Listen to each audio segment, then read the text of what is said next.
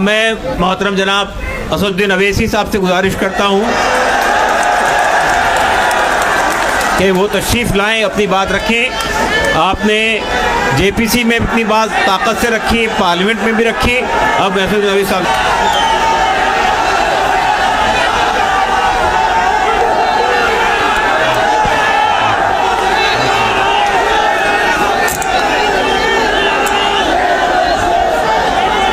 बिस्मिल्लाहिर्रहमानिर्रहीम।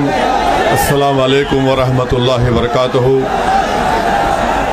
सदर मोहतरम ऑल इंडिया मुस्लिम पर्सनल हज़रत मौलाना खालिद सैफुल्लाह रहमानी साहब शहनशीन व तशरीफ़ फरमा, कौम और मिल्लत के तंजीमों के ज़िम्मेदारान, मेरे साथी अरकान पार्लिमान, दीगर सियासी पार्टी के ज़िम्मेदार, मोअज़्ज़िज़ हाज़रीन इकराम, बुज़ुर्गान कौम और मिल्लत,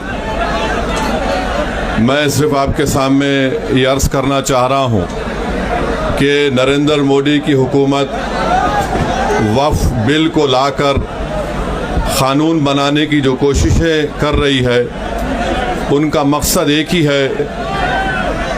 वज़ीर आज़म का मकसद एक ही है कि मस्जिद और मंदिर के नाम पर आवाम हमेशा लड़ते रहे, और उस बिल का मकसद ये नहीं है कि वक्फ़ की जायदादों को मजबूत किया जाए।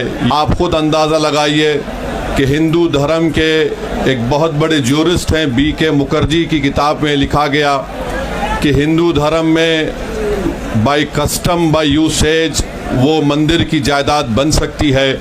तो नरेंद्र मोदी वक्फ़ के वक्फ़ बाय यूज़र को इस तरह से ख़त्म कर रहे हैं कि अगर कोई डिस्प्यूट होगा या गवर्नमेंट प्रॉपर्टी होगी तो वक्फ़ बाय यूज़र नहीं रहेगा।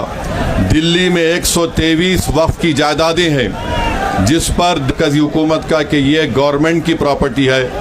कलेक्टर को इख्तियार देने का मतलब यही है कि कलेक्टर हुकूमत के हक़ में फ़ैसला देगा।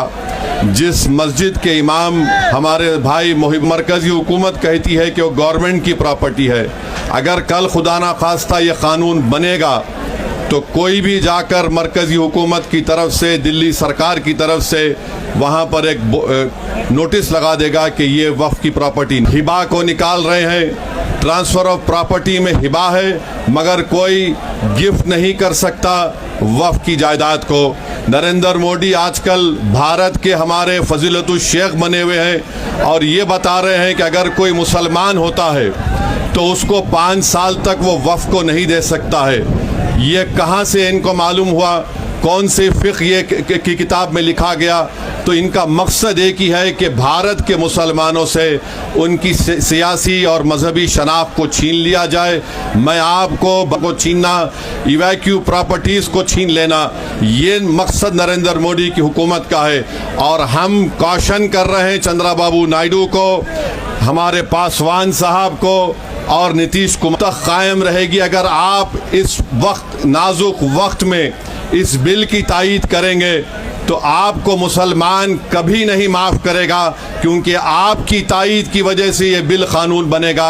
इसलिए हम उनसे भी कह रहे हैं कि आप इस गैर अनकॉन्स्टिट्यूशनल बिल की तायीद मत करिए। हमारा मुतालबा सिर्फ यही है, अगर हिंदू धर्म की प्रॉपर्टीज़ में, मंदिरों में, सिखों के गुरुद्वारा में कोई गैर सिख या गैर हिंदू मेंबर नहीं बन सकता तो मुसलमान के इस वक्फ में क्यों बन सकता है? तो ये तमाम चीज़ें हैं। हम उम्मीद करते हैं कि हुकूमत इसका नोटिस लेगी। अगर नरेंद्र मोदी इस मुल्क के अमन को ख़राब करना चाहते हैं, वो मस्जिदों और मंदिरों के झगड़ों में जारी होगी। मैं यहाँ पर शुक्रिया अदा करना चाहूँगा हमारे जॉइंट वर्किंग कमेटी पार्लियामेंट के तमाम अरकान का, और ख़ास तौर से कल्याण बनर्जी साहब का, TMC के राजा साहब का, DMK का, हमारे नासिर भाई का और मुहिबुल्लाह